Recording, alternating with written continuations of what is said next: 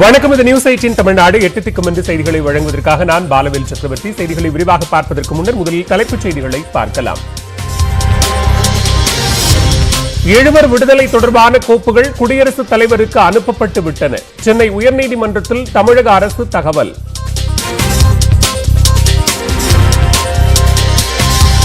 சென்னை ஐஐடியில் 12 பேருக்கு கொரோனா தொற்று உறுதியானது. தமிழ்நாட்டில் பரவல் அதிகரிக்க வாய்ப்புள்ளதாக சுகாதாரத்துறை செயலர் ராதாகிருஷ்ணன் எச்சரிக்கை.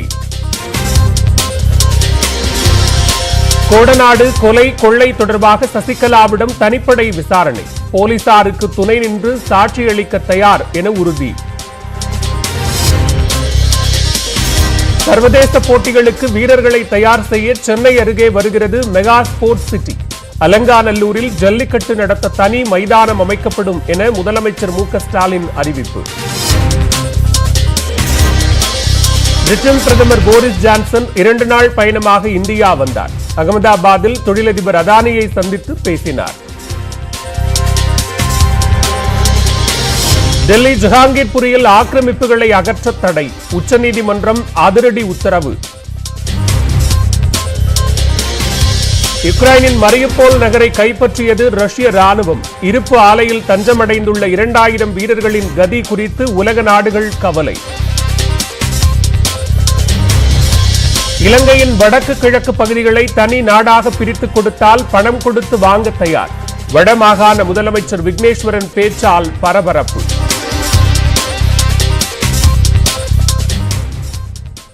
பேரறிவாளன் நளினி உள்ளிட்ட 7 விடுதலை தொடர்பான கோப்புகள் அனைத்தும் ஆளுநரிடமிருந்து குடியரசுத் தலைவருக்கு அனுப்பப்பட்டு விட்டதாக தமிழ்நாடு அரசு சென்னை உயர்நீதிமன்றத்தில் தெரிவித்துள்ளது. ராஜீவ்காந்தி கொலை வழக்கில் ஆயுள் தண்டனை அனுபவிக்கும் 7 பேரையும் விடுதலை செய்ய 2018 செப்டம்பரில் தமிழக அமைச்சரவை தீர்மானம் நிறைவேற்றி ஆளுநரின் ஒப்புதலுக்கு அனுப்பி வைத்தது. ஆனால் ஆளுநரின் முடிவிற்காக காத்திருக்காமல் தன்னை முன்கூட்டியே விடுதலை செய்ய கோரி நளினி வழக்கு தொடர்ந்திருந்தார். இந்த வழக்கு சென்னை உயர்நீதிமன்றத்தில் வியாழக்கிழமை விசாரணைக்கு வந்தபோது 7 விடுதலை தொடர்பான கோப்புகள் கடந்த ஜனவரி 27ஆம் தேதி ஆளுநர் அலுவலகத்திலிருந்து குடியரசுத் தலைவருக்கு அனுப்பப்பட்டுள்ளதாக அரசின் சார்பில் தெரிவிக்கப்பட்டது. இருப்பினும் விடுதலை செய்ய அரசு முடிவெடுத்த பிறகு அதற்கு ஒப்புதல் அளிக்காமல் சிறையில் அடைத்துள்ளதை சட்டவிரோத காவலாக கருத வேண்டும் என்று நளினி தரப்பில் வாதிடப்பட்டது. இதனையடுத்து தடா சட்டப்பிரிவுகளின் கீழ் கூறப்பட்ட குற்றச்சாட்டுகளில் இருந்து நளினி விடுவிக்கப்பட்டாரா என அவர் தரப்பு விளக்கமளிக்க உத்தரவிட்ட நீதிபதிகள் விசாரணையை வரும் 25ஆம் தேதிக்கு ஒத்திவைத்தனர். சென்னை கிண்டி ஐஐடி வளாகத்தில் 12 பேருக்கு கொரோனா தொற்று உறுதி செய்யப்பட்டுள்ளது. இதன் எதிரொலியாக முகக்கவசம் அணிவதை பொதுமக்கள் தவறாமல் கடைபிடிக்க வேண்டும் என்று மக்கள் நல்வாழ்வுத்துறை அறிவுறுத்தியுள்ளது. சென்னை ஐஐடியில் பயின்று வரும் மாணவர்கள் 3 பேருக்கு லேசான அறிகுறிகள் இருந்ததால் பரிசோதனை மேற்கொள்ளப்பட்டதில் அவர்களுக்கு தொற்று உறுதியானது. வெவ்வேறு இடங்களிலிருந்து அவர்களுக்கு தொற்று பாதிப்பு ஏற்பட்டதாக கூறப்படுகிறது. இதனையடுத்து தொற்று உறுதியான மாணவர்களுடன் தொடர்பில் இருந்த 18 பேருக்கு பரிசோதனை மேற்கொள்ளப்பட்டது. அதில் 9 பேருக்கு லேசான அறிகுறிகளுடன் தொற்று உறுதியானது. 12 பேருக்கும் லேசான பாதிப்புகள் மட்டுமே உள்ளதாக கூறப்படும் நிலையில் அவர்கள் தொடர் கண்காணிப்பில் வைக்கப்பட்டுள்ளனர். இதனைத் தொடர்ந்து சுகாதாரத்துறை செயலாளர் ராதாகிருஷ்ணன் ஐஐடி வளாகத்திற்கு நேரில் சென்று ஆய்வு மேற்கொண்டார். பின்னர் செய்தியாளர்களிடம் பேசிய அவர் தொற்று பரிசோதனைகளை அதிகரிக்கவும் கொரோனா தடுப்பு நெறிமுறைகளை கடைபிடிப்பதோடு வளாகத்தில் கிருமி நாசினி தெளிக்கவும் அறிவுறுத்தினார். இங்கே இருக்கக்கூடிய சுமார் ஒரு 2000 பேரை டார்கெட் பண்ணி நம்ம முழுமையாக டெஸ்ட் எடுத்துட்டோம்னா இவங்க 10 இடத்துக்கு போயிருக்கலாம். ஒருத்தர் பெசன்ட் நகர் பீச் போயிருக்காரு, சில பேர் ஹாஸ்டல்ஸ் போயிருக்காங்க. எங்கே இவங்க தொடர்பு இருக்காங்கங்கிறத கண்டுபிடிக்கிறதுக்கு பதிலாக நம்ம சேச்சுரேஷன்னா இருக்கக்கூடிய அனைவருக்கும் ஒரு டெஸ்ட் எடுத்து விட்டால் அந்த பணி தொடங்கி இருக்கு. இது 4வது அலை தொடக்கம் பண்ணி சொல்லலாமா? டெஃபினட்டாக இதை 4வது அலை தொடக்கம்னு நான் சொல்ல மாட்டேங்க. அதே நேரத்தில் அலை என்றது கூடுதலாக பதிவாருது. இதை தடுப்பதற்கு தான் நம்ம முயற்சி செய்யலாம். மகாராஷ்டிரா, டெல்லி போன்று தமிழ்நாட்டிலும் தொற்று அதிகரிக்க வாய்ப்புள்ளதால் பொதுமக்கள் அனைவரும் முகக்கவசம் அணிவதுடன் கொரோனா விதிமுறைகளை முறையாக கடைபிடிக்க வேண்டும் என்றும் ராதாகிருஷ்ணன் வலியுறுத்தினார்.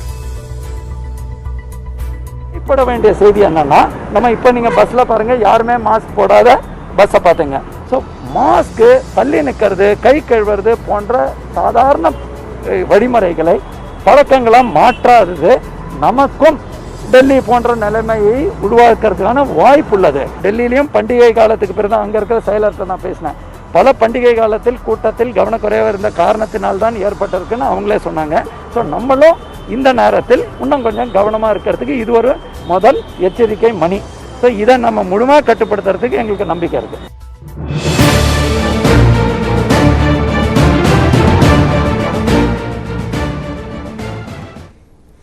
கோடநாடு கொலை கொள்ளை குற்றவாளிகளுக்கு அதிகபட்ச தண்டனை கிடைப்பதற்கு போலீசாருக்கு துணை நின்று சாட்சி அளிக்க தயார் என்று சசிகலா உறுதியளித்ததாக தெரிவிக்கப்பட்டுள்ளது.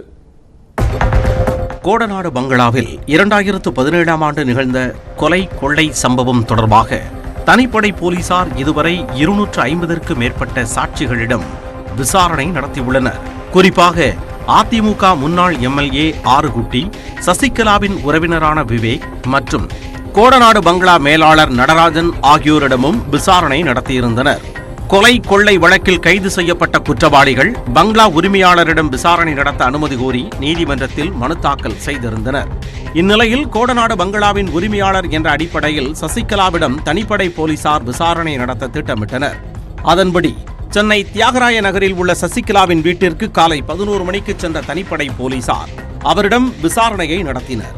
மேற்கு மண்டல ஐஜி சுதாகர் முன்னிலையில் 8 போலீசார் மேற்கொண்ட விசாரணைக்கு சசிகலா முழு ஒத்துழைப்பு அளித்துள்ளார். அப்போது ஜெயலலிதா வாழ்ந்த இடத்தில் கொலை கொள்ளை சம்பவம் நிகழ்ந்தது துரதிருஷ்டவசமானது என கூறிய சசிகலா, இதில் தொடர்புடைய குற்றவாளிகளுக்கு அதிகபட்ச தண்டனை கிடைப்பதற்கு போலீசாருக்கு துணை நின்று சாட்சி அளிக்க தயாராக இருக்கிறேன் என்று அவர் உறுதியளித்ததாகவும் தெரிவிக்கப்பட்டுள்ளது. சசிகலாவிடம் மேற்கொண்ட விசாரணையில் கோடநாடு பங்களாவின் சாவி வழக்கமாக யாரிடம் இருக்கும், துணை மேலாளராக பணியாற்றிய தினேஷுக்கு ஒதுக்கப்பட்ட பணிகள் என்ன என்பது குறித்தும் கேள்விகள் எழுப்பினர். அத்துடன் கொலை கொள்ளை சம்பவம் நிகழ்ந்தபோது பங்களாவின் பொறுப்பு யாரிடம் இருந்தது என்றும், ஜெயலலிதா அறையிலும் தங்கள் அறையிலும் என்னென்ன ஆவணங்கள் இருந்தன என்றும் சசிகலாவிடம் வினவினர். 2017ஆம் ஆண்டு கொலை கொள்ளை சம்பவத்திற்கு பிறகு பங்களாவை நேரில் சென்று பார்த்தீர்களா என்பன உள்ளிட்ட கேள்விகள் கேட்கப்பட்டதாக கூறப்படுகிறது. முதல் நாளில் 5 மணி நேரம் நடைபெற்ற விசாரணையை தொடர்ந்து 2வது நாளாக வெள்ளிக்கிழமையும் தனிப்படை போலீசார் சசிகலாவிடம் விசாரணை மேற்கொள்ள திட்டமிட்டுள்ளனர். மேலும் பல்வேறு முக்கிய செய்திகளை விரைவு செய்திகளாக பார்க்கலாம். இந்தியாவின் 100வது சுதந்திர தினத்தை குறிக்கோளாக கொண்டு ஒவ்வொரு மாவட்டத்தின் வளர்ச்சிக்காகவும் தொலைநோக்கு சிந்தனையுடன் அதிகாரிகள் செயல்பட வேண்டும் என்று தேசிய குடிமைப் பணிகள் தின விழாவில் பிரதமர் மோடி பேசியுள்ளார். நாட்டின் வளர்ச்சி மற்றும் பாதுகாப்பிற்கு முக்கிய பங்கு வகிக்கும் IAS, IPS உள்ளிட்ட அதிகாரிகளை கௌரவிக்கும் விதமாக ஒவ்வொரு ஆண்டும் ஏப்ரல் 21ஆம் தேதி குடிமைப் பணிகள் தின விழா கொண்டாடப்படுகிறது. டெல்லியில் நடைபெற்ற 15வது குடிமைப் பணிகள் தின விழாவில் பங்கேற்ற பிரதமர் மோடி குடிமைப் பணிகள் மற்றும் பொது நிர்வாகத்துறையில் சிறப்பாக பணியாற்றிய அதிகாரிகளுக்கு விருது வழங்கி கௌரவித்தார். அதன் பின்னர் உரையாற்றிய பிரதமர் மோடி 21ஆம் நூற்றாண்டில் இந்தியாவின் கனவுகள் நிறைவேறுவதற்கு எந்த தடைகளும் இருக்காது என்று நம்பிக்கை தெரிவித்தார். புதுச்சேரி வரும் மத்திய உள்துறை அமைச்சர் அமித்ஷாவை தமிழக ஆளுநர் RN ரவி சந்திக்க உள்ளதாக தகவல் வெளியாகியுள்ளது. புதுச்சேரி அரவிந்தர் ஆசிரமத்தின் 150வது ஆண்டு விழாவில் பங்கேற்க வரும் 24ஆம் தேதி அமித்ஷா புதுச்சேரி வருகிறார். அன்றைய தினம் புதுச்சேரி செல்லும் தமிழக ஆளுநர் RN ரவி அமித்ஷாவை சந்தித்து ஆலோசனை நடத்த உள்ளதாக தெரிகிறது. நீட் தேர்வு, தேநீர் விருந்து புறக்கணிப்பு, பாதுகாப்பு வாகனத்தின் மீது கருப்பு கொடி வீசப்பட்ட விவகாரங்கள் தொடர்பாக பேச உள்ளதாக கூறப்படுகிறது. இதேபோன்று புதுச்சேரி துணைநிலை ஆளுநர் தமிழிசை சவுந்தரராஜன் அமித்ஷாவை சந்தித்து ஆலோசனை நடத்த உள்ளதாக தெரிகிறது. தன் மீதான வழக்கை ரத்து செய்ய கோரி சென்னை உயர்நீதிமன்ற மதுரை கிளையில் பாஜக மூத்த தலைவர் ராஜா மனு தாக்கல் செய்துள்ளார்.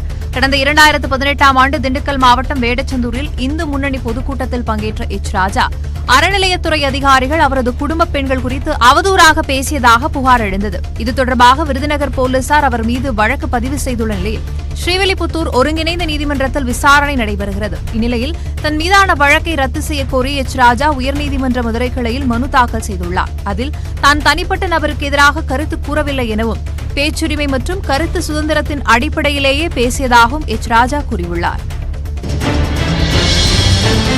6,82,00,000 ரூபாய் செலவில் நீர்வளத்துறைக்கு வாங்கப்பட்ட புதிய வாகனங்களை முதலமைச்சர் ஸ்டாலின் கொடியசைத்து தொடங்கி வைத்தார்.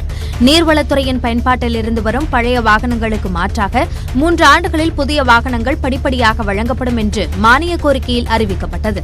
அதன் அடிப்படையில் தற்போது 6,82,30,000 ரூபாய் செலவில் 5 மகிழுந்துகள் மற்றும் 80 ஜீப்புகள் வாங்கப்பட்டுள்ளன. இதன் பயன்பாட்டை சென்னை தலைமைச் செயலகத்தில் நடந்த நிகழ்ச்சியில் முதலமைச்சர் ஸ்டாலின் தொடங்கி வைத்தார்.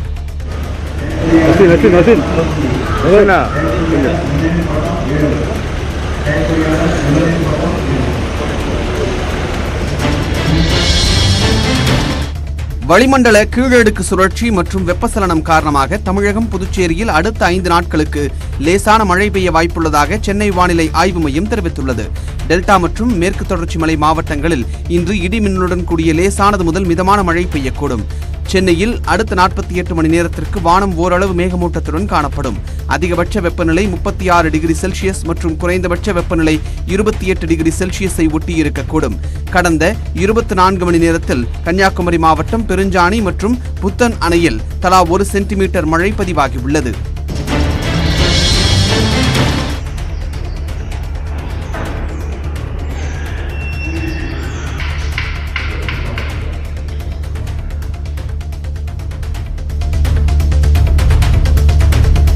அரசு பள்ளி மாணவர்களுக்கு வழங்கும் 500 இலவச சைக்கிள்கள் கடலூரில் உள்ள அரசு உதவி பெறும் பள்ளியில் பதுக்கி வைக்கப்பட்டிருப்பது தெரியவந்தது.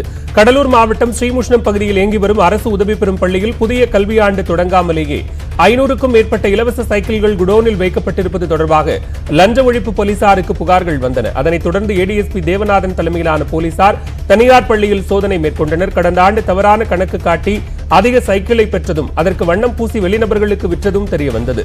போலீசார் தொடர்ந்து விசாரணை நடத்தி வருகின்றனர். திருப்பத்தூர் அருகே மாதனூர் அரசு பள்ளியில் ஆசிரியரை மாணவர்கள் மிரட்டும் வீடியோ காட்சி வெளியாகியிருக்கிறது. மாதனூர் அரசு மேல்நிலைப் பள்ளியில் 12ஆம் வகுப்பு மாணவர்களுக்கு 2 தினங்களுக்கு முன்பு திருப்புதல் தேர்வு நடைபெற்றது. அப்போது கண்காணிப்பு பணியில் ஈடுபட்டிருந்த தாவரவியல் ஆசிரியர் சஞ்சய் காந்தியை மாணவர்கள் 2 பேர் அடிக்க பாய்ந்ததுடன் தகாத வார்த்தைகளால் பேசியுள்ளனர். அதனை சக மாணவர்கள் சிரித்துக் கொண்டே வீடியோ பதிவு செய்து சமூக வலைதளங்களில் பதிவிட்டுள்ளனர். இது தொடர்பாக மாணவர்களிடம் பள்ளியின் தலைமை ஆசிரியர், வருவாய் கோட்டாட்சியர், வட்டாட்சியர் ஆகியோர் விசாரணை மேற்கொண்டு வருகின்றனர். மேலும் பள்ளியில் உள்ள மற்ற மாணவர்களுக்கு கவுன்சிலிங் வழங்கப்படுகிறது. அண்ணா பல்கலைக்கழகத்தின் தஷா குழு ட்ரோன் தயாரிப்புக்கான மத்திய அரசின் சிறப்பு ஊக்கத்தொகை திட்டத்திற்கு தேர்வாகி இருக்கிறது. ட்ரோன் தயாரிப்பு நிறுவனங்கள் அவற்றின் உதிரிபாகம் தயாரிக்கும் நிறுவனங்களுக்கு மத்திய அரசு ஊக்கத்தொகை வழங்க முடிவெடுத்தது. 5 நிறுவனங்களை தேர்வு செய்திருக்கிறது. இதில் சென்னை அண்ணா பல்கலைக்கழக MID வளாகத்தில் உள்ள வானூர்தி துறையின் கீழ் செயல்படும் தாஷா குழு தேர்வாகியிருக்கிறது. இவர்கள் மத்திய விமான போக்குவரத்து துறையுடன் இணைந்து தேவையின் அடிப்படையில் ட்ரோன் தயாரிப்பில் ஈடுபட உள்ளனர். இதுபோன்ற சென்னையை சேர்ந்த ஜூப்பா ஜியோ நேவிகேஷன் டெக்னாலஜிஸ் என்கிற ட்ரோன் உதிரிபாக தயாரிப்பு நிறுவனமும் ஊக்கத்தொகை திட்டத்திற்கு தேர்வு செய்யப்பட்டுள்ளது. கேரளாவில் மத்திய அரசின் ரயில்வே திட்டத்திற்கு எதிராக போராடிய காங்கிரசார் போலீசாருடன் மோதலில் ஈடுபட்டனர். காசராகோட் மற்றும் திருவனந்தபுரம் இடையிலான அதிவிரைவு ரயில் திட்டத்திற்கு காங்கிரஸ் எதிர்ப்பு தெரிவித்து வருகிறது. இந்நிலையில் அக்கட்சியினர் திருவனந்தபுரத்தில் போராட்டத்தில் ஈடுபட்டனர். அப்போது அங்கு பாதுகாப்பு பணியில் ஈடுபட்டிருந்த போலீசார் மற்றும் காங்கிரஸ் கட்சியினரிடையே தள்ளுமுள்ளு ஏற்பட்டது. அப்போது காங்கிரஸ் கட்சியினரை சாலையில் தள்ளி போலீசார் சரமாரியாக தாக்கினர்.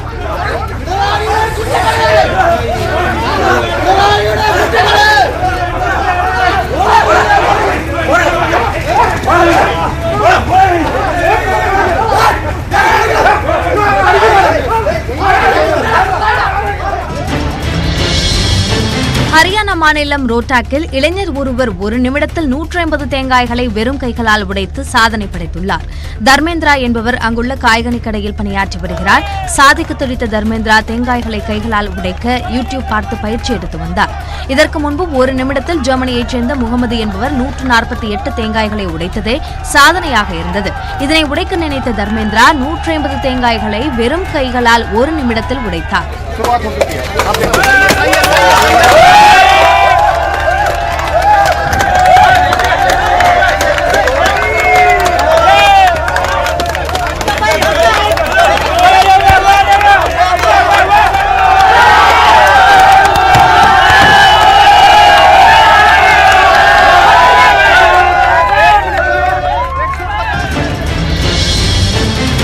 நவமியை தொடர்ந்து ஒடிசாவில் புகழ்பெற்ற லங்காபொடி ஜத்ரா நிகழ்ச்சி நேற்றிரவு மிக விமரிசையாக நடைபெற்றது.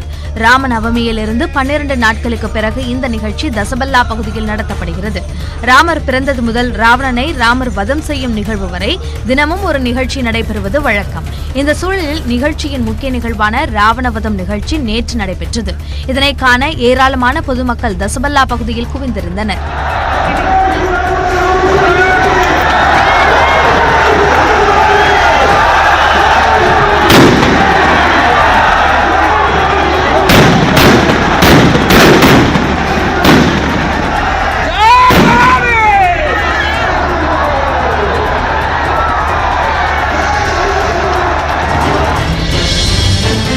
சீனாவில் குவாக்சி மலைப்பகுதியில் விபத்துக்குள்ளான போயிங் 737 விமானத்தின் கருப்பு பெட்டிகள் கடும் சேதமடைந்திருப்பதாக முதல்கட்ட விசாரணை அறிக்கையில் தெரிவிக்கப்பட்டுள்ளது.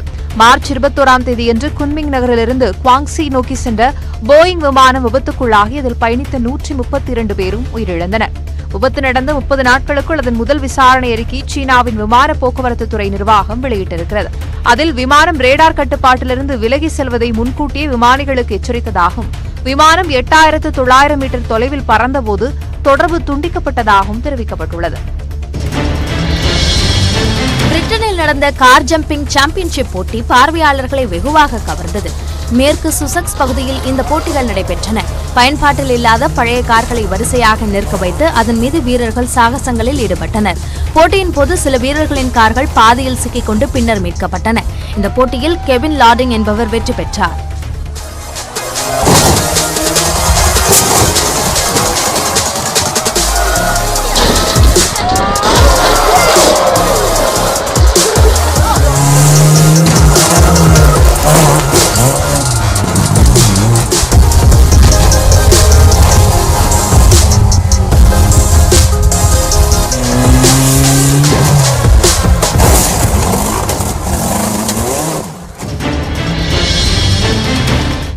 சுவிட்சர்லாந்தில் உயிரியல் பூங்காவில் வளர்ந்து வரும் யானை ஒன்று கட்டை ஒன்றை சாமர்த்தியமாக நிலைநிறுத்தியது பார்வையாளர்களை வெகுவாக கவர்ந்தது. ஜூ பேசல் பகுதியில் படம் பிடிக்கப்பட்ட இந்த காட்சியில் ஆப்பிரிக்க யானை கட்டை ஒன்றை எடுத்து அதனை மற்றொரு உயரமான கட்டையின் மீது நிறுத்தியது. மனிதர்களைப் போலவே மிக நேர்த்தியாக இந்த சாகசத்தை செய்த யானையின் வீடியோ சமூக வலைதளங்களில் கவனத்தை ஈர்த்து வருகிறது.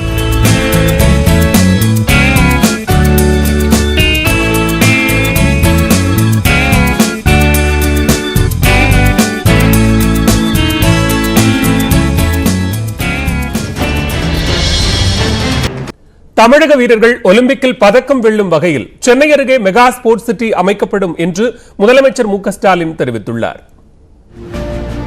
சட்டப்பேரவையில் 110 விதியின் கீழ் இளைஞர் நலன் மற்றும் விளையாட்டுத்துறை தொடர்பாக முதலமைச்சர் வெளியிட்ட அறிவிப்பில் ஒலிம்பிக் மற்றும் சர்வதேச போட்டிகளுக்கு வீரர்களை தயார்படுத்தும் வகையில் தமிழ்நாட்டில் உள்ள 4 மண்டலங்களில் தலா ஒரு ஒலிம்பிக் அகாடமி அமைக்கப்படும் என்றும் சென்னை அருகே மெகா ஸ்போர்ட்ஸ் சிட்டி அமைக்கப்படும் என்றும் கூறினார்.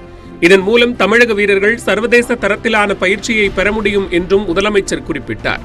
அனைத்து சட்டமன்ற தொகுதிகளிலும் 3 கோடி ரூபாய் மதிப்பில் சிறு விளையாட்டு அரங்கம் அமைக்கப்படும் என்றும் 25 கோடி ரூபாய் மதிப்பில் ஒலிம்பிக் தங்கம் தேடுதல் திட்டம் செயல்படுத்தப்பட உள்ளதாகவும் தெரிவித்தார். மதுரை மாவட்டம் அலங்காநல்லூரில் ஜல்லிக்கட்டுக்கு என பிரம்மாண்ட மைதானம் அமைக்கப்படும் என்றும் முதலமைச்சர் அறிவித்தார். தமிழ்நாட்டை சார்ந்த விளையாட்டு வீரர்கள் ஒலிம்பிக் உள்ளிட்ட பன்னாட்டு விளையாட்டுப் போட்டிகள் மற்றும் சர்வதேச அளவிலான வாகையர் சாம்பியன்ஷிப் போட்டிகளில் வெற்றி வாகை சூட ஏதுவாக பல்வேறு விளையாட்டுகளுக்காக உலக தரத்திலான விளையாட்டு கட்டமைப்புகளை ஏற்படுத்த சென்னைக்கு அருகில் பிரம்மாண்டமான விளையாட்டு நகரம் மெகா ஸ்போர்ட்ஸ் சிட்டி அமைக்க அனைத்து விதமான நடவடிக்கைகளையும் தமிழக அரசு மேற்கொண்டு வருகிறது. தொடர்ந்து பேசிய முதலமைச்சர் வடசென்னையில் 10 கோடி ரூபாய் மதிப்பில் குத்துச்சண்டை வளாகம் அமைக்கப்படும் என்றும் கைப்பந்து, இறகுப்பந்து, கபடி, குத்துச்சண்டை ஆகியவற்றுக்கு பயிற்சி பெறும் வகையில் உடற்பயிற்சி கூடம் அமைக்கப்படும் என்றும் குறிப்பிட்டார். சிலம்பம் விளையாட்டை ஊக்கப்படுத்த அரசு தொடர்ந்து நடவடிக்கை எடுத்து வருவதாகவும் கூறினார். சென்னை ஓபன் ATP டென்னிஸ் தொடரை மீண்டும் நடத்தவும், பீச் வாலிபால் எனப்படும் கடற்கரை கையுந்து பந்து தொடரை நடத்தவும் முயற்சிகள் மேற்கொள்ளப்பட்டு வருகிறது. தமிழ்நாட்டில் பல்வேறு தேசிய மற்றும் பன்னாட்டு போட்டிகள் நடத்துவதன் மூலம் விளையாட்டுத் துறையில் புதிய முதலீடுகளும் தொழில் வளர்ச்சியும் ஏற்படும். இதனிடையே கேள்வி நேரத்தில் பேசிய உறுப்பினர் உதயநிதி ஸ்டாலின் தற்போது எதிர்க்கட்சித் தலைவர் வெளிநடப்பு செய்து தவறுதலாக தனது காரை எடுத்துச் சென்றாலும் பரவாயில்லை, அவர் கமலாலயம் மட்டும் சென்றுவிடக் கூடாது என்று பேசி கலகலப்பூட்டினார். அப்படி நீங்கள் வெளிநடப்பு செய்துவிட்டு சென்றாலும் தவறுதாக என்னுடைய காரில் தான் ஏறி செல்கிறீர்கள். நீங்கள் மட்டுமல்ல, நானும் 3 நாட்கள் முன்பு உங்களுடைய காரில் ஏறி சென்று விட்டேன். அடுத்த முறை நீங்கள் தாராளமாக என்னுடைய காரை எடுத்து செல்லலாம்.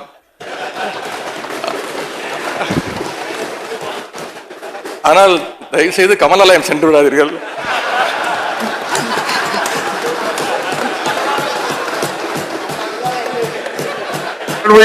எதிர்க்கட்சி துணைத் தலைவர் அவர்கள், மாண்புமிகு பேரவைத் தலைவர்களே, எங்களுடைய கார் எப்பொழுதும் எம்ஜிஆர் புரட்சி தலைவர் எம்ஜிஆர் மாளிகையை நோக்கித்தான் செல்லும். சமூக நலத்துறை மீதான விவாதத்தில் பேசிய அதிமுக எம்எல்ஏ மரகதம் குமாரவேல் தாலிக்கு தங்கம் திட்டத்தை மீண்டும் செயல்படுத்த வலியுறுத்தினார். அதற்கு அமைச்சர் கீதா ஜீவன், அதிமுக அரசால் கடந்த 3 ஆண்டுகளாக கிடப்பில் போடப்பட்ட திட்டத்தை மீண்டும் செயல்படுத்த அரசுக்கு 4000 கோடி ரூபாய் நிதி தேவை என்றார். அப்போது குறுக்கிட்ட எதிர்க்கட்சித் தலைவர் எடப்பாடி பழனிசாமி, தங்க விலை ஏற்ற இறக்கங்கள் காரணமாக திட்டத்தை செயல்படுத்த தாமதமானதாகவும், ஆனால் அது மோசமான திட்டம் இல்லை என்றும் குறிப்பிட்டார். அதற்கு முதலமைச்சர் ஸ்டாலின், தாலிக்கு தங்கம் வழங்கும் திட்டத்தை மோசம் என்று கூறவில்லை எனவும் அதில் உள்ள குறைபாடுகளை மாற்றி அமைத்திருப்பதாகவும் தெரிவித்தார். குறைபாடுகளை சரி செய்து திட்டத்தை மீண்டும் செயல்படுத்த வேண்டும் என்றும் இபிஎஸ் வலியுறுத்தினார். திமுக ஆட்சியில் கொண்டு வந்த பல திட்டங்களை அதிமுக கிடப்பில் போட்டதாக குறிப்பிட்டு, திருமணம் முடிந்து குழந்தைகள் பிறந்து அதற்கு பிறகும் தாலிக்கு தங்கம் பயனாளிகளை சென்றடையவில்லை என்று முதலமைச்சர் மு.க. ஸ்டாலின் தெரிவித்தார். முன்னதாக முதுகு தண்டுவடம் பாதிக்கப்பட்ட மாற்றுத்திறனாளிகளுக்காக முதற்கட்டமாக திருப்பூர், கோவை மற்றும் திருவண்ணாமலை மாவட்டங்களில் 3 சிறப்பு இல்லங்கள் அமைக்கப்படும் என்பன உள்ளிட்ட 20 அறிவிப்புகளை முதலமைச்சர் வெளியிட்டார். திருப்பூர் அரசு பள்ளியில் மாணவியை மதமாற்றம் செய்ய முயன்றதாக எழுந்த புகார் தொடர்பாக 3வது நாளாக வெள்ளிக்கிழமையும் விசாரணை நடைபெறும் என்று மாவட்ட கல்வி அலுவலர் நரேந்திரன் தெரிவித்துள்ளார். திருப்பூர் ஜெய்வாபாய் அரசு மேல்நிலைப் பள்ளியில் படித்து வரும் 6ஆம் வகுப்பு மாணவி பள்ளிக்கு திருநீறு வைத்துச் செல்வது வழக்கம் என்று கூறப்படுகிறது. இந்நிலையில் அந்த மாணவியை பள்ளியின் தமிழாசிரியை திலகவதி கடிந்து கொண்டதாகவும், இயேசுவை பிரார்த்தனை செய்ய வேண்டும் என்று கட்டாயப்படுத்தியதாகவும் கூறப்படுகிறது. இது தொடர்பாக மாணவி தனது பெற்றோரிடம் தெரிவித்த நிலையில் திருப்பூர் வடக்கு காவல் நிலையத்தில் புகார் அளிக்கப்பட்டது. ஆசிரியை திலகவதி, புகார் அளித்த மாணவி மற்றும் அவரது பெற்றோர் ஆகியோரிடம் புதன்கிழமை விசாரணை நடத்தப்பட்டது. வியாழனன்றும் ஆசிரியர்கள் மற்றும் பெற்றோர் ஆசிரியர் கழக நிர்வாகிகளிடம் மாவட்ட கல்வி அலுவலர் நரேந்திரன் விசாரணை மேற்கொண்டார். தனது மகளை மூளைச்சலவை செய்ய சிலர் முயன்றதாக மாணவியின் தந்தை குற்றம் சாட்டியுள்ளார். என்னோட மனைவியனையும் ஃபர்ஸ்ட் விசாரணை பண்ணாங்க, என்ன நடந்தது இந்த மாதிரிலாம் எல்லாம் கேட்டாங்க. நான் என் பொண்ணு சொன்னத விஷயங்களை நான் அப்படியே சொன்னேங்க. அப்புறம் அதுக்கப்புறம் என்னுடைய பொண்ணை தனிப்பட்ட முறையில் விசாரணை கூப்பிட்டு பண்ணாங்க. பொண்ணு விசாரணையில் போயிட்டு வெளியில் வந்தோடனே அந்த அன்கிள் எனக்கு பேசுகிறது எனக்கு பிடிக்கலப்பா அப்படின்னு என்கிட்ட சொல்கிறாங்க. என்னை பிரெயின் வாஷ் பண்ணுறாங்க. அப்புறம் இப்போ நாங்கள் 3 பேரும் மறுபடியும் பொண்ணும் நானும் மனைவியும் போய் 3 பேரையும் சேர்த்து வச்சு விசாரணை பண்ணும்பொழுது அவங்க சில பேரண்ட்டுகள், பெற்றோர்கள் சங்கம், அதில் இருக்கக்கூடிய சில பேரண்ட்டுங்கள்லாம் வச்சு என்கிட்ட இது மாதிரி என்கிட்ட சொல்லியிருக்கலாம்ல அப்படின்னாங்க. இல்லைங்க, இது எல்லா மக்களுக்கு பல பேருக்கு இது தெரியணும். இது தொடர்பாக பேசிய பெற்றோர் ஆசிரியர் கழக நிர்வாகி ஈஸ்வரன், ஆசிரியை மீதான புகாரில் உண்மை இல்லை என்று கூறினார். இந்த பள்ளிக்கூடத்தில் எனக்கு தெரிஞ்சு 30 வருடத்தில் அது மாதிரி எந்த விதமான ஒரு நிகழ்வும் நடந்ததே கிடையாது. இப்பொழுது சொல்வதும் கூட நிச்சயமாக அது மாதிரி கண்டிப்பாக நடந்திருக்காது. அது வேணும் என்றே ஒரு இட்டுக்கட்டி சொல்கிறாங்களோ அப்படின்னு தான் நான் நினைக்கிறேன். கல்வித்துறை சார்ந்த அந்த விசாரணை போய்கொண்டிருக்கிறது. அதனுடைய முடிவில் தான் கண்டிப்பாக அதனுடைய முடிவில் கண்டிப்பாக சொல்லுவாங்க. மதுரையில் அதிகாரிகளின் அலட்சியத்தால் நெல் கொள்முதல் நிலையத்தில் நெல்மணிகள் முளைத்து மக்கி வீணானதாக விவசாயிகள் குற்றம் சாட்டியுள்ளனர். முல்லைப்பெரியாறு பாசன வசதி பெறும் அலங்காநல்லூர் பகுதியில் நெல் விளைவிக்கப்பட்டு 1 மாதமாக அறுவடை செய்யப்பட்டு வந்தது. அறுவடை செய்த நெல்லை அரசின் நேரடி நெல் கொள்முதல் நிலையங்களுக்கு விவசாயிகள் எடுத்துச் சென்றனர். சின்ன இலந்தைக்குளம் கிராமத்தில் உள்ள நிலையத்தில் கடந்த சில நாட்களாக கொள்முதல் செய்யப்படவில்லை. இதனால் நெல் மூட்டைகள் கொள்முதல் நிலையத்திற்கு வெளியே அடுக்கி வைக்கப்பட்டன. இந்நிலையில் கோடை மழை பெய்ததால் நெல் மூட்டைகள் நனைந்து முளைத்து மக்கி வீணானதாக விவசாயிகள் கவலை தெரிவித்துள்ளனர். முறையாக கொள்முதல் செய்யாமல் அதிகாரிகள் அலட்சியம் காட்டியதாக நெல்மணிகள் மக்கியதாகவும் அவர்கள் குற்றம் சாட்டியுள்ளனர். எனவே உரிய இழப்பீடு வழங்க அரசு நடவடிக்கை எடுக்க வேண்டும் என்றும் அவர்கள் கோரியுள்ளனர். பாதிப்பு இருக்கு. வாய்ப்புனா இவங்க நெல்லை எடை போட்டாங்கன்னா அந்த டயத்துக்கு ஏற்றணும். மாசக்கணக்கில் போட்டு வச்சிருந்தா எப்படி அப்புறம் நெல் வெட்டியாக தான் போகும். கவர்மெண்ட் எடை போட்டால் எத்தனை நாள் ஏற்றணும், அந்த டயத்துக்கு ஏற்றணும்னா அதை ஏற்றவே கிடையாது. இப்படி அடைஞ்சானு வச்சுக்கிட்டு இருந்தாங்கன்னா என்ன பண்ணுவாங்க? அதை இந்த கவர்மெண்ட் ஆக்ஷன் எடுத்தால் தான் எங்களுக்கு விவசாயம் வருஷம் முறை அப்படியே நட்டமாயிட்டே இருந்தால் என்ன பண்ணுறது நாங்கள்? பிரிட்டன் பிரதமர் போரிஸ் ஜான்சன் 2 நாள் சுற்றுப்பயணமாக இந்தியா வந்தடைந்தார். அகமதாபாத்தில் தொழிலதிபர் அதானியை அவர் சந்தித்து பேசினார். கொரோனா கட்டுப்பாடுகள் காரணமாக பிரிட்டன் பிரதமர் போரிஸ் ஜான்சனின் இந்திய பயணம் இருமுறை ஒத்திவைக்கப்பட்டது. கொரோனா கட்டுப்பாடுகள் தளர்த்தப்பட்ட பின்னர் ஐரோப்பாவுக்கு வெளியே போரிஸ் ஜான்சன் மேற்கொள்ளும் முதல் வெளிநாட்டு பயணமாக அவரது இந்திய வருகை அமைந்துள்ளது. அந்த வகையில் குஜராத் மாநிலம் அகமதாபாத் விமான நிலையத்திற்கு வந்தடைந்த போரிஸ் ஜான்சனுக்கு பாரம்பரிய கலை நிகழ்ச்சிகளுடன் உற்சாக வரவேற்பு அளிக்கப்பட்டது.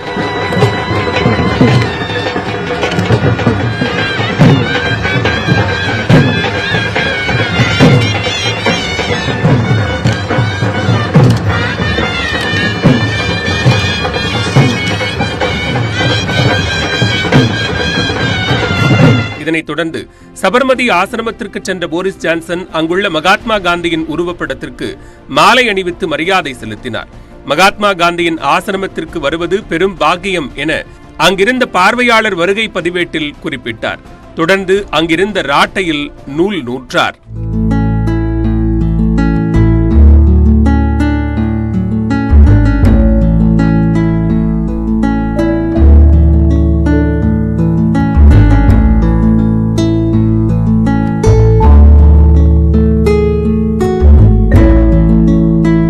இதனைத் தொடர்ந்து மகாத்மா காந்தி எழுதிய கெய்ட் டு லண்டன் என்ற புத்தகமும் ராட்டையின் மாதிரி வடிவமும் போரிஸ் ஜான்சனுக்கு நினைவு பரிசாக வழங்கப்பட்டது.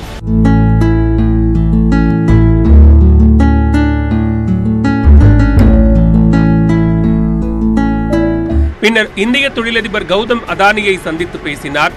ஆத்ம நிர்பர் பாரத் திட்டத்தின் ஒரு பகுதியாக அதானி குழுமம் மற்றும் பிரிட்டன் நிறுவனங்கள் இணைந்து விண்வெளி மற்றும் பாதுகாப்பு தொழில்நுட்பங்கள் மேம்படுத்துவது குறித்து இருவரும் ஆலோசனை நடத்தினர். இந்தியா தனது ஆயுதப்படைகளை நவீனப்படுத்த 2030ஆம் ஆண்டுக்குள் $300 பில்லியன் முதலீடு செய்ய உள்ள நிலையில் பாதுகாப்பு துறையில் ஒத்துழைப்பது குறித்து அதானியும் ஜான்சனும் விவாதித்ததாகவும் கூறப்படுகிறது. இங்கிலாந்து அரசாங்கத்தால் வழங்கப்படும் மிகவும் மதிப்புமிக்க சர்வதேச உதவித்தொகைகளில் ஒன்றான செவனிங் ஸ்காலர்ஷிப் மூலம் இளம் இந்தியர்களுக்கான கல்வி வசதி திட்டம் செயல்படுத்தப்படும் என்று அதானி அறிவித்துள்ளார். பின்னர் குஜராத் முதலமைச்சர் பூபேந்திர பட்டேலுடன் ஹலால் சென்ற போரிஸ் ஜான்சன் பிரிட்டனின் JCB நிறுவனத்தில் ஆய்வு மேற்கொண்டார்.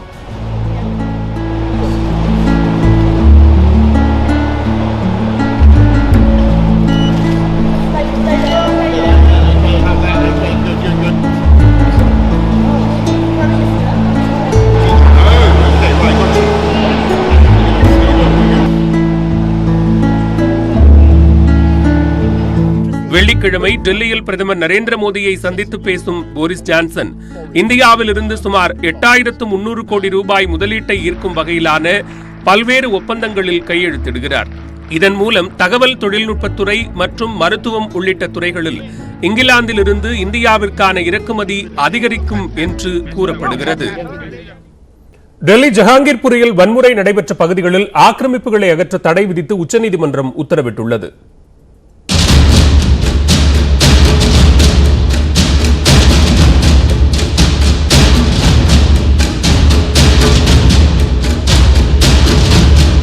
டெல்லியில் உள்ள ஜஹாங்கீர்புரி பகுதியில் கடந்த 16ஆம் தேதி நடைபெற்ற அனுமன் ஜெயந்தி பேரணியின் போது வன்முறை வெடித்தது. இந்த மோதலை தடுத்த போலீசார் மீதும் தாக்குதல் நடத்தப்பட்டது. இதில் துப்பாக்கிச்சூடு சம்பவங்களும் அரங்கேறின. வன்முறையில் ஈடுபட்டவர்கள் மீது கடுமையான நடவடிக்கை எடுக்கும்படி மத்திய உள்துறை அமைச்சர் அமித்ஷா டெல்லி போலீஸ் கமிஷனருக்கு உத்தரவிட்டார். இதனைத் தொடர்ந்து வன்முறைக்கு காரணமாக கருதப்பட்ட அன்சர் ஷேக் உட்பட 24 பேர் கைது செய்யப்பட்டனர். அன்சர் ஷேக் உட்பட 5 பேர் மீது தேசிய பாதுகாப்பு சட்டத்தின் கீழ் வழக்கு பதிவு செய்யப்பட்டுள்ளது. பின்னர் டெல்லி பாஜக தலைவர் அதேஷ் குப்தா கேட்டுக்கொண்டதன் பேரில் டெல்லி வடக்கு மாநகராட்சி அதிகாரிகள் ஜஹாங்கீர்புரியில் ஆக்கிரமிப்புகளை அகற்றினர். வீடுகள், கடைகள், கட்டடங்கள் ஆகியவை முன் அறிவிப்பு இன்றி புல்டோசர்கள் மூலம் இடித்து தரைமட்டமாக்கப்பட்டன. ஜஹாங்கீர்புரி மசூதியின் கதவும் புல்டோசர் மூலம் உடைத்து எறியப்பட்டது.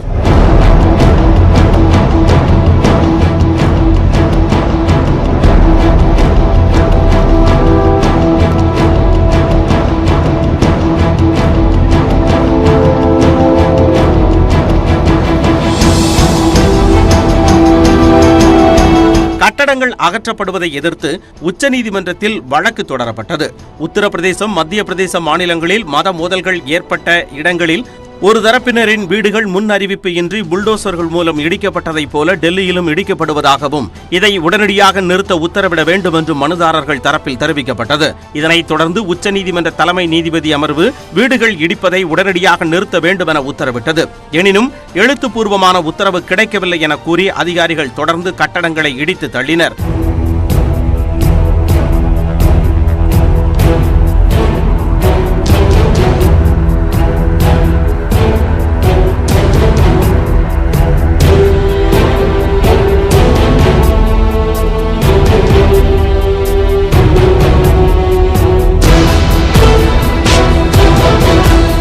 இதனால் மார்க்சிஸ்ட் கம்யூனிஸ்ட் கட்சியின் மூத்த தலைவர் பிருந்தா கரத் மாநகராட்சி அதிகாரிகளுடனும் காவல்துறையினருடனும் வாக்குவாதத்தில் ஈடுபட்டார்.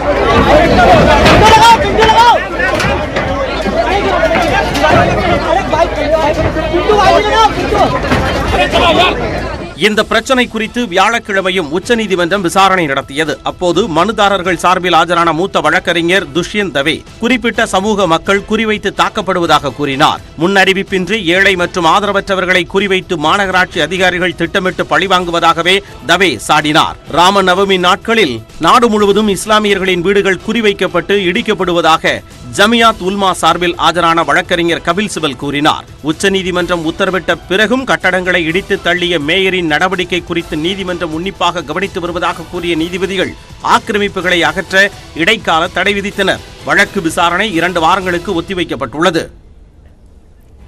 ஜஹாங்கீர்புரியில் கட்டடங்கள் இடிக்கப்பட்டதற்கு கண்டனம் தெரிவித்து இளைஞர் காங்கிரசார் போராட்டம் நடத்தினர். வீடு மற்றும் நகர்ப்புற விவகார அமைச்சர் ஹர்தீப் சிங் பூரியின் வீட்டின் முன்பு குவிந்த அவர்கள் ஹர்தீப் சிங் பூரியை கண்டித்து முழக்கங்களை எழுப்பினர். இதேபோன்று ஜஹாங்கீர்புரிக்கு செல்ல முயன்ற காங்கிரஸ் குழுவினரும் தடுத்து நிறுத்தப்பட்டனர்.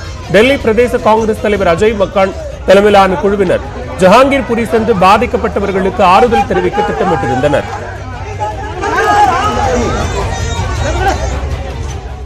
இலங்கை அரசாங்கம் ஒப்புதல் அளித்தால் அடுத்த நிமிடம் கடன் பிரச்சனை முடிவுக்கு வரும் என்றும் வடக்கு மற்றும் கிழக்கு பகுதியை பணம் கொடுத்து வாங்க தயாராக இருப்பதாக வடக்கு மாகாண முன்னாள் முதலமைச்சர் விக்னேஸ்வரன் தெரிவித்துள்ளார். அவருடன் நமது செய்தியாளர் பஸ்லுல்லா முபாரக் நடத்திய நேர்காணலை தற்போது பார்க்கலாம். 3வது திருத்த சட்டம் தொடர்பில் இப்போது அதிகம் பேசப்படுகிறது. அதனை தாண்டி 13+ என்று கதைக்கிறார்கள். பிரதமர் மஹிந்த ராஜபக்சே அதனை பல தடவைகள் குறிப்பிட்டிருக்கிறார். இப்பொழுது அவர்களுக்கு பெரும்பான்மை சிறுபான்மை என்று எந்த விதமான பாகுபாடும் இல்லை. ஏனென்றால் எல்லோருமே அவர்களை வெளியேற்ற பார்க்கின்றார்கள். அந்த நிலையிலே அவர்கள் இந்தியாவுடன் சேர்ந்து பயணிக்க வேண்டிய ஒரு அவசியம் ஏற்பட்டிருக்கின்றது. எங்களை பொறுத்தவரையிலே 13வது திருத்த சட்டம் ஒரு விதத்திலும் எங்களுடைய பிரச்சனைகளை தீர்க்காது என்பது எங்களுடைய நிலைப்பாடு. அது உண்மையும் தான். ஏனென்றால் இது ஒரு ஒற்றையாட்சிக்குள்ள 13வது திருத்த சட்டம் எந்த விதமான நன்மைகளையும் எங்களுக்கு தரையில்லை. அது ஒரு அதிகார பரவலாக்கமே ஒழிய அதிகார பகிர்வு அல்ல. ஆனால் புலம்பெயர் தமிழ் மக்கள் வடகிழக்கு மாகாணங்கள் ஒன்றாக இணைக்கப்பட்டு அங்கு தமிழ் பேசும் மக்களுக்கென்று ஒரு அலகு பெடரல் அலகு ஒரு சமஷ்டி அலகு கொடுக்கப்பட்டு முஸ்லீம் மக்களுக்கு என்று அதன் இடையில் ஒரு அலகு தரப்பட்டு அந்த நன்மைகளை பெற்றுக் கொடுத்தால் கட்டாயமாக வெளிநாட்டு முஸ்லீம் மத்திய கிழக்கு முஸ்லீம் அரசாங்கங்களும் எங்களுடைய புலம்பெயர் மக்களும் அதற்குரிய நடவடிக்கைகளை எடுத்து அரசாங்கத்துக்கு நன்மைகளை பெற்றுக் கொடுப்பார்கள். வேண்டுமென்றால் அவர்கள் காசு கொடுத்து வேண்டுமென்றாலும் வடக்கு கிழக்கே வேண்டுறதுக்கு கூட அவர்கள் ஆயத்தமாக இருக்கின்றார்கள். ரொம்ப நன்றி.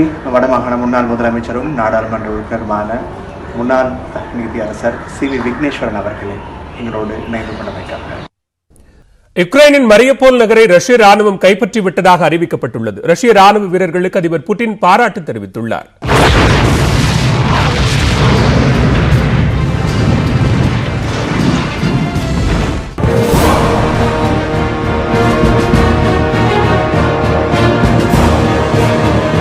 உக்ரைனின் தென்கிழக்கு பகுதியில் உள்ளது மரியுபோல் நகரம். அசோவ் கடலின் வடக்கு கடற்கரையில் கல்மியஸ் ஆற்றின் முகப்பில் உள்ள மிகப்பெரிய துறைமுக நகரமாகும். இங்கு 4 லட்சத்திற்கு மேற்பட்ட மக்கள் வாழ்ந்து வருகின்றனர்.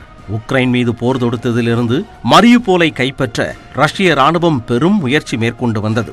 மரியுபோல் நகரில் இருக்கும் உக்ரைன் வீரர்கள் ஆயுதங்களை கீழே வைத்துவிட்டு உடனடியாக சரணடைய வேண்டுமென ரஷ்யா 2 நாட்களுக்கு முன்னர் கெடு விதித்திருந்தது. இந்நிலையில் 55 நாள் தொடர் தாக்குதலுக்கு பிறகு மரியுபோலை கைப்பற்றிவிட்டதாக ரஷ்ய பாதுகாப்பு அமைச்சர் செர்கி ஷோய்கு அறிவித்துள்ளார். 2000க்கும் மேற்பட்ட உக்ரைன் ராணுவத்தினர் மரியுபோலில் உள்ள அசோவ்ஸ்டல் இரும்பு தொழிற்சாலையில் பதுங்கியுள்ளதாக அவர் கூறியுள்ளார். Силами Российской Федерации и силами Народной милиции Донецкой Народной Республики освобожден Мариуполь. Остатки формирования националистов укрылись в промышленной зоне завода «Азовсталь». மரியுபோல் நகரை கைப்பற்றியதற்காக ரஷ்ய ராணுவ வீரர்களுக்கு அதிபர் புட்டின் பாராட்டு தெரிவித்துள்ளார். அந்நகருக்கு சுதந்திரம் கிடைத்துவிட்டதாகவும் அவர் கூறியுள்ளார். அசோவ்ஸ்டல் இரும்பு தொழிற்சாலை மீது தாக்குதல் நடத்தாமல் கைப்பற்றுமாறு ராணுவத்தினருக்கு புட்டின் உத்தரவிட்டுள்ளார். О сохранении жизни и здоровья наших солдат и офицеров. Не нужно лезть в эти катакомбы и ползать там под землей по этим промышленным объектам. Заблокируйте эту промышленную зону так, чтобы муха не пролетела. மரியுபோலை கைப்பற்றியுள்ளது ரஷ்யாவிற்கு ஒரு பெரிய வெற்றியாக கருதப்படுகிறது. கிழக்கு உக்ரைனில் உள்ள ரஷ்ய சார்பு பிரிவினைவாதிகளின் பிரதேசங்களுடன் இணைக்கப்பட்ட கிரிமியாவை ரஷ்யாவுடன் இணைக்க மரியுபோல் உதவும்.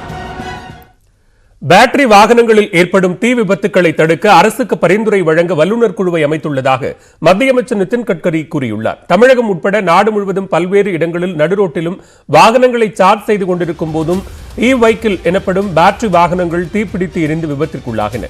இதில் தமிழகத்தைச் சேர்ந்த 3 உட்பட நாடு முழுவதும் பலர் உயிரிழந்தனர். இதனைத் தொடர்ந்து பல நிறுவனங்கள் தங்கள் வாகனங்களை திரும்ப பெற்றன. இந்த சம்பவங்கள் துரதிருஷ்டவசமானது என்று கூறியுள்ள மத்திய அமைச்சர் நிதின் கட்கரி, பேட்டரி வாகன விபத்துக்களை தடுக்க வல்லுநர் குழு அமைத்து அவர்கள் தரும் பரிந்துரைகளின் அடிப்படையில் உரிய உத்தரவுகள் பிறப்பிக்கப்படும் என்று தெரிவித்துள்ளார். மேலும் பல்வேறு முக்கிய செய்திகளை விரைவு செய்திகளாக பார்க்கலாம். மதுரையில் அரசு உதவி பெறும் கல்லூரியில் அதிக கட்டணம் வசூலிப்பதாக கூறி மாணவர்கள் சாலை மறியலில் ஈடுபட்டதால் தேனி சாலையில் போக்குவரத்து நெரிசல் ஏற்பட்டது. நாகமலை புதுக்கோட்டை பகுதியில் உள்ள இந்த கல்லூரியில் 350 ரூபாய் தேர்வு கட்டணத்திற்கு பதில் 4000 ரூபாய் வரை வசூலித்ததாக மாணவர்கள் குற்றம் சாட்டினர். இது தொடர்பாக நியூஸ் 18 தமிழ்நாடு செய்தி வெளியிட்டதன் எதிரொலியாக மாவட்ட ஆட்சியர் தலையிட்டு கூடுதலாக வசூலித்த கட்டணத்தை திருப்பிக் கொடுக்க உத்தரவிட்டார். ஆனால் இதுவரை கூடுதல் கட்டணத்தை திருப்பித் தரவில்லை என்று கூறி மாணவர்கள் போராட்டத்தில் ஈடுபட்டனர். மேலும் கல்லூரி பராமரிப்புக்காக கூடுதல் கட்டணம் வசூலிப்பதாக கல்லூரி நிர்வாகம் கூறுவதாகவும் குற்றம் சாட்டினர். திருப்பூர் அருகே உயிரிழந்த ஒருவருக்கு மயானத்தில் இடம் தர ஒரு தரப்பினர் மறுத்ததால் சடலத்துடன் உறவினர்கள் போராட்டத்தில் ஈடுபட்டனர். திருப்பூர் தாராபுரம் சாலை பெருந்தொழுவு பகுதியில் 100க்கும் மேற்பட்ட சிஎஸ்ஐ மற்றும் பெந்தகுஸ்தே சபையைச் சேர்ந்தவர்கள் வசித்து வருகின்றனர். இந்நிலையில் சிஎஸ்ஐ சபையில் இருந்த ஞானப்பிரகாசம் என்பவர் கடந்த 4 வருடங்களுக்கு முன்பு அதனை விட்டு விலகி பெந்தகுஸ்தே சபையில் போதகராக இருந்து வந்தபோது உயிரிழந்தார். அவரது உடலை பொது மயானத்திற்கு கொண்டு சென்றபோது பெந்தகுஸ்து சபையினர் எதிர்ப்பு தெரிவித்தனர். இதனால் ஆத்திரத்தில் சிஎஸ்ஐ தரப்பினர் சாலை மறியலில் ஈடுபட்டனர். அப்போது போலீசாரும் வருவாய்த்துறையினரும் வந்து சமாதானம் செய்து உடலை பொது மயானத்தில் அடக்கம் செய்ய ஏற்பாடு செய்தனர். ராகுல் காந்தி அடுத்த முறை தமிழகம் வரும்போது முதலமைச்சர் மு.க.ஸ்டாலினுடன் சைக்கிள் ஓட்ட விருப்பம் தெரிவித்துள்ளதாக காங்கிரஸ் சட்டமன்ற உறுப்பினர் செல்வப்பெருந்தகை கூறியுள்ளார். சட்டமன்றத்தில் முதலமைச்சர் மு.க.ஸ்டாலின் விளையாட்டுத்துறை சார்ந்த அறிவிப்புகளை வெளியிட்டதற்கு நன்றி தெரிவித்து பேசிய அவர், போதி தர்மரின் மரபணுவில் வந்தவர்தான் முதலமைச்சர் என்று குறிப்பிட்டார். உங்களில் ஒருவன் நூல் வெளியீட்டு விழாவுக்கு வந்தபோது முதலமைச்சர் வயது தொடர்பாக ராகுல் காந்தி பேசியதாகவும் வாரந்தோறும் முதலமைச்சர் சைக்கிள் ஓட்டுவதாக தான் கூறியதாகவும் செல்வப்பெருந்தகை தெரிவித்தார். இது தொடர்பாக முதலமைச்சரிடம் ராகுல் காந்தி பேசிய அவர் கூறினார். மேலும் பல்வேறு அண்மை செய்திகளுக்கு தொடர்ந்து இணைந்திருங்கள். இது நியூஸ் 18 தமிழ்நாடு. இடைவேளைக்கு பிறகு தொடர்வது 30 நிமிடங்களில் 30 செய்திகள்.